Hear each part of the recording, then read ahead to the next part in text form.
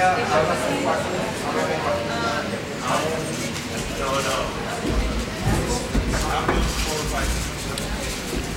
afternoon. After the meetings of the College with the Lithuanian President and the government, the press conference by President Barroso and President Grybauskaitė. Labadiena, gerbiami žurnalistai ir visi, kas mus mato. Turėjome pirmąjį susitikimą bendrą su Europos komisija ir su Lietuvos vyriausybė. Taip pat buvo galimybė kiekvienam komisarui ir mūsų ministrams dar pasitarti ir aptarti mūsų pirmininkavimo dienotvarkę atskirai. Taigi bendrame posėdėje aptarėme pagrindinius bendro darbo prioritetus. Būtent tai, ką šį pusmetį reikės atlikti mums kartu, tiek Lietuvai pirmininkaujančiai tarybai, tiek komisijai. Ir nuo mūsų abiejų institucijų bendradarbiavimo priklausys, kiek daug galėsime pasiekti, kokiose srityse galėsime pasistumėti. Taigi, trumpai Lietuvos prioritetai išlieka pirmiausia ekonominėje sferoje, tai yra energetinių išteklių kainų problema, tai yra kalbėsime apie Europinę energetikos vidaus rinką ir skirsime tam labai daug dėmesio. Taip pat užimtumo klausimai, tai yra augimo Europoje vienas iš pagrindinių reikalavimų, ypač jaunimo nedarbo, tam skirsime taip pat ypatingą dėmesį. Finansinio stabilumo užtikrinimas yra būtinas ir sieksime šių tikslų taip pat, ypač kalbant apie bankų sąjungos instrumentų kūrimą, tai bus taip pat mūsų atsakomybė. Vidaus rinkos stiprinimas įvairiose srityse, ypač skaitmeninėje rinkoje, paslaugų rinkoje, taip pat mūsų užduotis ir jų yra daug. Na ir paskutinė grupė užduočių, tai yra saugi kaiminystė, tai yra rytų partnerių viršūnių susitikimas Vilniuje, kur labai tikimės, kad jau galėsime pasiekti pasirašymo su Ukraina galimybę, po to aišku, kai Ukraina atliks tam tikrus namų darbus ir galėsime pasirašyti, bent jau parafuoti susitarimus su Moldavija, Armėnija ir Gruzija. Jau nekalbant apie tam tikrą pasistumėjimą vizų režime su šiomis šalimis. Taigi, dienotvarkė didelė, atsakomybė mūsų bendra, kartu su komisija, kaip ir su Europos parlamentu. Esame pasirengę atlikti savo užduotį, esame pasirengę ir atlikti ne tik užduotis, bet ir tai, kas galbūt ir netikėto atsiras, tai visada tai būna pirmininkavimo metu. Na, o svarbiausia šio susitikimo tikslas buvo dar asmeniškiau susipažinti kiekvienam komisarui ir vyriausybės nariui ir suderinti bendro darbo ir kryptis, ir metodus, ir gaires. Taigi, dėkoju komisijai už vizitą. Tikrai manau, kad bendras darbas bus rezultatyvus. Tokios visos galimybės matosi ir jos yra. Ir linkiu mums visiems sėkmės.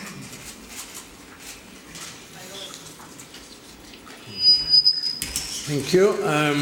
Good afternoon, ladies and gentlemen. And the Commission, we are very happy to be here in Vilnius at the start of Lithuania's very first presidency of the Council of the European Union. And this is also the first presidency in a European Union of 28 members.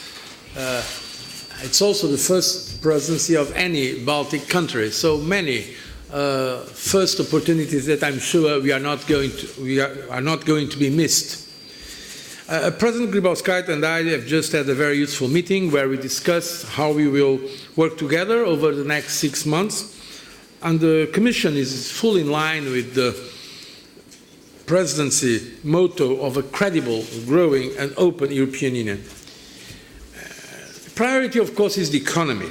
And what we have to do is to work to get people back to work, namely young people, getting money flowing to business and consumers, and reforming our economies to make them more competitive.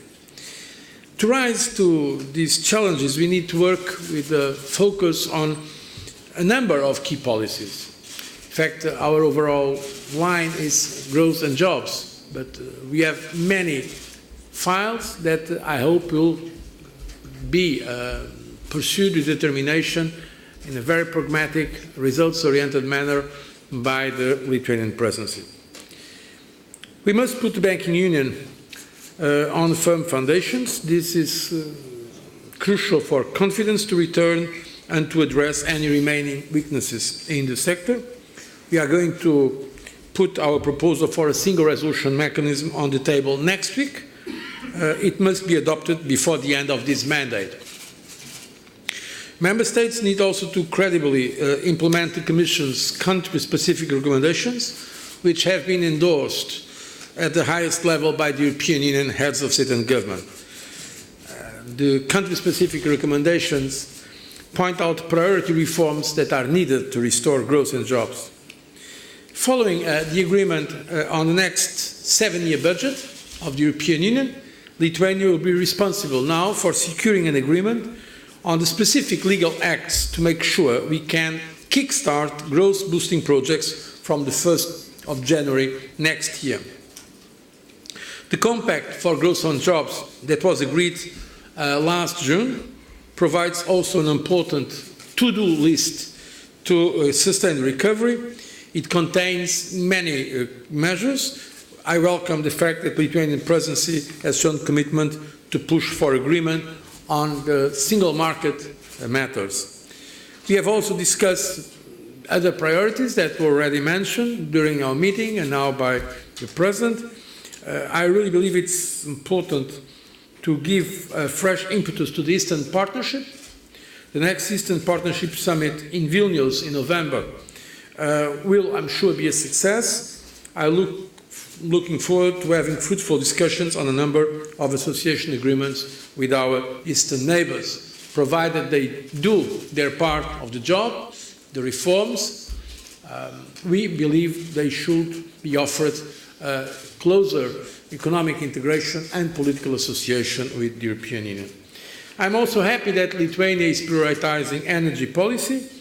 We must use the momentum that was gathered since the May European Council to integrate our energy infrastructure by the 2014 deadline. This is critically important for Lithuania, but I believe also for the overall Union.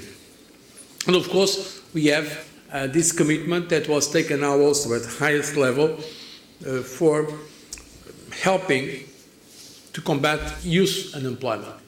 And that's why we need now all member states to implement the youth guarantee, coming forward swiftly with plans on how to use the European Union financing to achieve this. Because this is the future of our young people, this is the future of Europe as well. These are the basic points I'd like to highlight at this moment. What I know is that I'm counting fully on this Lithuanian presidency to make progress in our common European project. And knowing President Grybauskaitė, I think I can say very safely that this will be a very results-oriented presidency. And I'm counting on it to be a great success, a success for Lithuania, and certainly a success for the European Union. I thank you. Thank you. Time for a few questions. Please identify yourself. Everybody? And please state who you are addressing your question to. The first question, Ian. Sorry. Excuse me. The first question, Ian. Sorry, Ian. Guardian. Ian Taylor from The Guardian. A question for both presidents, please. Now, the Commission opens trade talks with the Americans on Monday in Washington, and we know that these talks have been kind of linked, or rather overshadowed, by the surveillance scandal of the past month. President Grybauskaitė, you said yesterday that the Americans had offered these two parallel working groups on data protection and intelligence, but no decision had yet been taken on how this would go. Now, we understand that there's been meetings yesterday and overnight in Brussels. What has been decided? Yeah, it was decided just 20 minutes ago. In Coreper, the silent procedure is finished successfully. There is a decision that on Monday, the working group are starting to work in Washington. The first. I can confirm this. So the European Union will be represented at this meeting by the Commission, the Presidency of the Council, and the External Action Service. The meeting will be on the European Union side, chaired by the Commission and the Presidency. And this meeting will look for clarifications on issues like data protection and privacy rights of European Union citizens, falling within the competence of the European Union, and it will also address other issues, and namely how to proceed further in this process of dialogue with the United States. So, as you remember, already in Berlin the other day, I've announced and that we have decided on the European side to keep the date for the launch of the negotiations on the transatlantic and trade and investment partnership, so it will be on the 8th of July. In parallel, our American partners have agreed that these issues that are of serious concern, as you know, relating to some intelligence activities, will also be the subject of consultations. And so this has now been agreed by the member states. It's going to be a process that I hope will bring clarification that is very important to build and to reinforce the confidence that is necessary also to pursue very ambitious agreements that we hope to conclude with the United States, namely in the field of trade and investment, having in mind that this is an interest of both sides. Trade and investment partnership is clearly an interest of the European Union, but it is also an interest of the United States. Thank you, Baltic News Service. I just want to, Vice Minister from the Baltic News Service, I just want to follow up if the specific intelligence matters would be discussed and whether member states would be represented in Washington talks. Intelligence matters of those that are of national security, not competence of the European Union, will be discussed by the member states with the United States, certainly, because this is national security competence, and some of these matters are not competence of the European Union. Having said this, there are also matters that are competence of the European Union, in fact, that we have been discussing even before the latest, let's say, news concerning or reports concerning intelligence activities. We have been already discussing with the United States in terms of data protection and the privacy rights of European Union citizens. And that's why there will be different groups looking at the matters according, of course, to the competencies. What is the competence of the European Union and what is the competence of our member states? And I think that compromise that was found in between the governments of the European Union in the COREPER is a good compromise that allows us now to proceed and to discuss these matters so that we cannot, let's say, delay, that we will not delay the very important negotiations also in terms of the transatlantic trade and investment partnership. Nikos Chrysoleras from Καθημερινή Greece.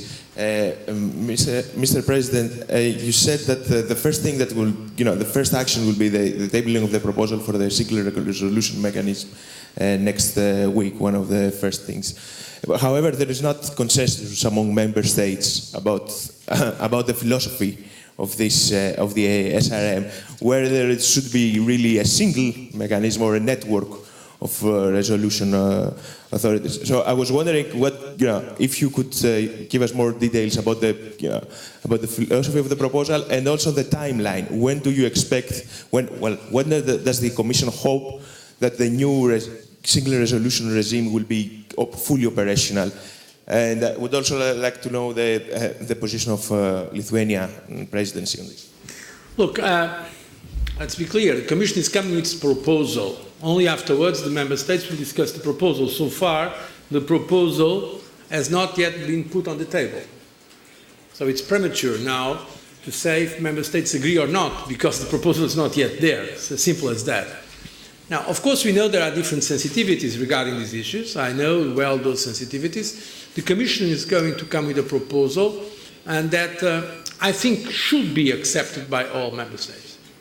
So I think it should be accepted, and a point I want to make again, and I made it in the European Council, is the need not to relax on the efforts towards the completion of the banking union. It was great that we could agree with all member states, including those who are not in the euro area, on the single supervisory mechanism.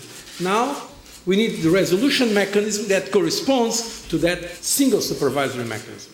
Now I cannot go now in details. The final decision of the Commission is not yet taken, but I think it will be a very good proposal. I'm sure it will be a very good proposal, because it's a complex matter from a legal, political, and also economic and financial point of view.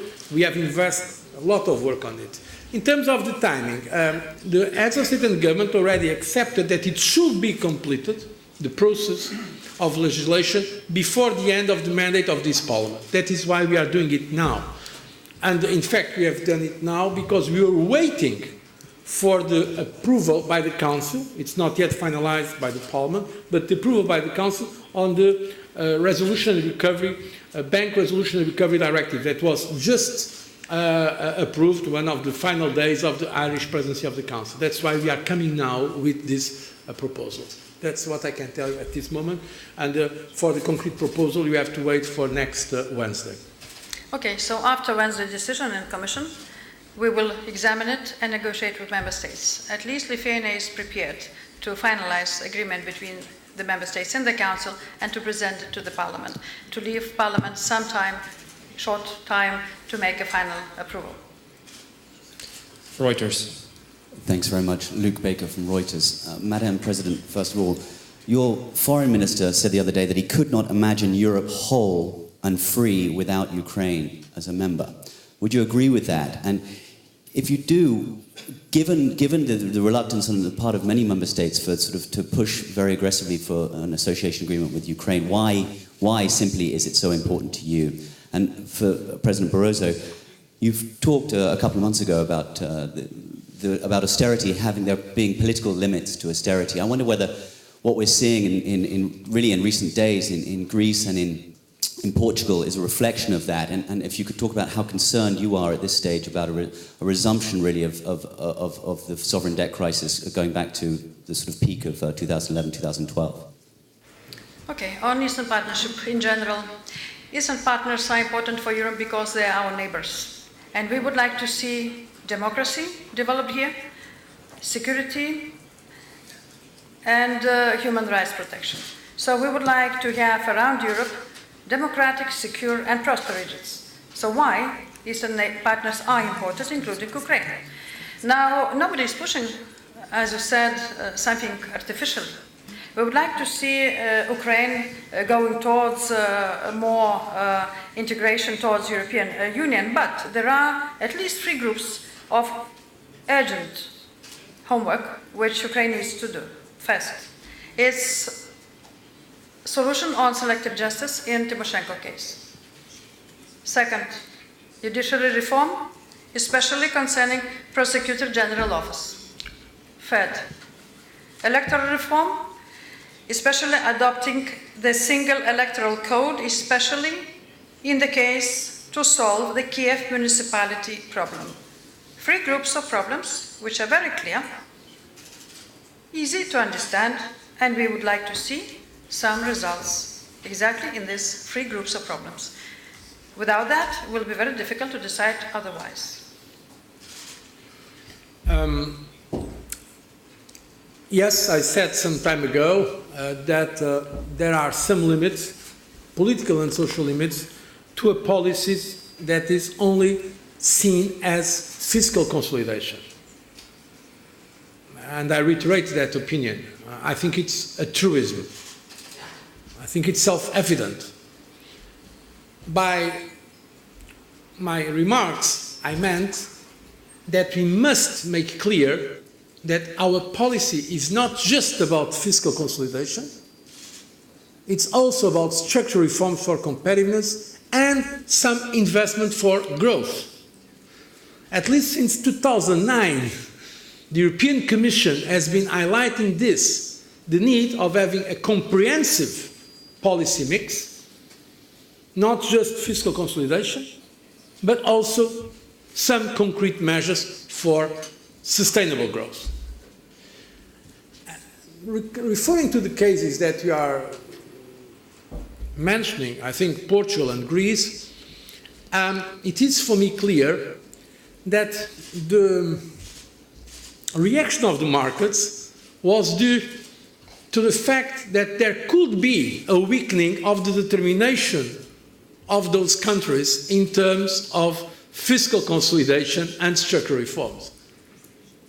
So this is the lesson I think we should draw from these events, that we are not yet out of the crisis, as we have been saying very clearly, that we should avoid any kind of complacency, and that the simple suggestion that a government that has been implementing with determination the program negotiated with the European Union and the IMF was at risk, that simple suggestion created some nervousness in the markets. So this, I think, is very important for everybody to understand. At the same time, it is important to make clear that Europe, namely the countries that are more vulnerable, need to pursue this policy mix that includes the reform of their economy to become more competitive, as they are doing, basically with great courage and determination, I can tell you, fiscal consolidation as well, but also measures for investment. That is why what we have agreed in the European Council in terms of youth employment, what we have agreed now in terms of the multi-financial framework, the front-loading of investment, that's why it is so critically important. If not, a policy can be seen as being right, but the politics will not follow the policy. And in democratic terms, we need the politics to be in accordance with the policies, because we are democracies where we need to have critical support for very ambitious reforms. But I insist, for me, the biggest lesson from the recent developments, namely in my own country, are the dangers that exist if there is any kind of signal that the determination on the correction of some imbalances is in some way felt as not being there. So how important it is to keep the pace of reforms and also to keep overall systemic stability. Lietuvos rytas. Guoda Pečiulytė, Lithuanian newspaper Lietuvos rytas. My question will be in Lithuanian.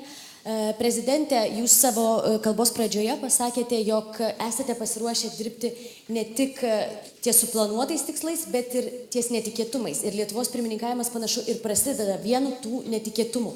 Ar nėra apmaudu, kad JAV žvalgybos sekimo skandalas iš dalies nustumė į antrą planą Lietuvos pirmininkavimo prioritetus ir ar nesibaiminama, kad Lietuvos diplomatai turės daug jėgų atiduoti ne tiem pagrindiniam tikslam, kurie buvo jau išsikelti iš anksto? Ačiū. ES pagrindiniai tikslai yra visi. Todėl pirmininkaujančios valstybės tikslai taip pat yra viskas, kas mus liečia, kur yra Europos interesai, kur yra tikslai apginti žmogaus teises. Taigi tai Europos vertybės, todėl tikslai yra visi mūsų atsakomybė. Taigi, matant ir žinant, kaip vyksta gyvenimas ir daug tų pirmininkavimo matė ir komisijos pirmininkas ir aš, visada būna netikėtų dalykų, kurių tikrai neįmanoma numatyti. Bet tai, kad mes pradedame nuo tokių rimtų tarptautinių situacijų, tai ne tik tai, sakykime, informacijos nutekinimo arba sekimo dalykai, arba duomenų apsaugos, asmens duomenų apsaugos problemos, mes matome ir sudėtingą situaciją Egipte ir kitur. Taigi tai yra tie klausimai, kuriuos reikės spręsti. Tai yra ES išorės politikos klausimai, tai yra taip pat mūsų atsakomybė. Jokių apmaudų čia būti negali, atvirkščiai. Daugiau iššūkių, geriau. Okay, I take the liberty to take one last question for the Lithuanian media as well. Agnė Vederytė, LNK TV News, and I will ask in Lithuania too. Prezidentė, šiandien atvykstančią komisiją pasitinka protestuojantys pareigūnai, prašydami padidinti atlyginimus ir socialinės garantijas. Komisija atvykstančią Iš komisijos padidinti atlyginimą? prašo iš Lietuvos. Aš ką. Taigi, norėčiau paklausti, kaip tai vertinat ir ar Lietuva turėtų didinti atlyginimus ir socialinės garantijas? Vertinu kaip kiekvieno piliečio teisę turėti nuomonę, turėti tam tikrus reikalavimus. Visiems norėčiau priminti tiesiog mūsų Lietuvos žiūrovams, kad krizės metu atlyginimai buvo sumažinti visiems, tame tarpe ir prezidentai. Ir man iki šiol tas atlyginimas neatstatytas, jis iki šiol yra sumažintas. Visi sumažinimai ir deficito instrumentai buvo ir leidžiami tiek teismų, tiek konstitucinio teismo krizės laikotarpiu, o dabar atsigaunant ekonomikai, be jokios abejonės, vyriausybė turės palaipsniui atstatinėti tai, kas buvo sumažinta krizės metu. Taigi aš manau, kad visi šie reikalavimai yra tiesiog teisėti, tai patvirtina ir konstitucinis teismas, ir vyriausybė jau yra paskelbusi, kad palaipsniui nuo kitų metų atlyginimas atstatinėja. Thank you very much. Thank you.